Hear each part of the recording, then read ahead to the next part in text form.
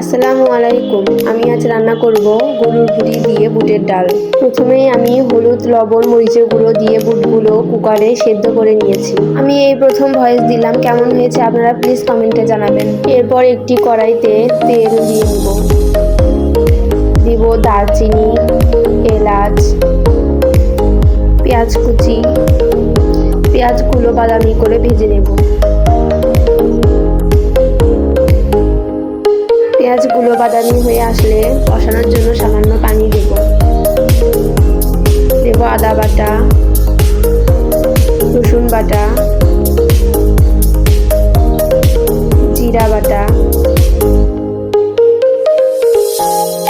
এরপর দিব লবণ,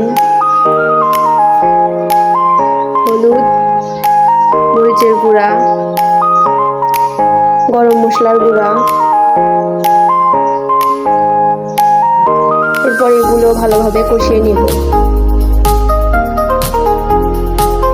মশলাগুলো কষানো হয়ে গেছে, এখন আমি দিয়ে দিব রান্না করা গরুর ভুঁড়ি।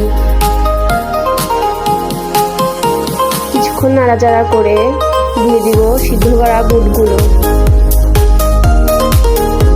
এগুলো ভালোভাবে মশলার সাথে মিশিয়ে নিব।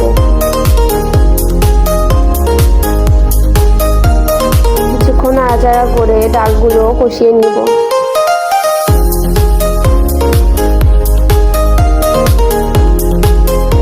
এরপর দিয়ে দেব পরিমাণ মতো পানি। এরপর ঢাকনা দিয়ে ঢেকে বলক আসা পর্যন্ত অপেক্ষা করব। বলক এসে গেছে, এবার ভালোভাবে জাল করে নেব।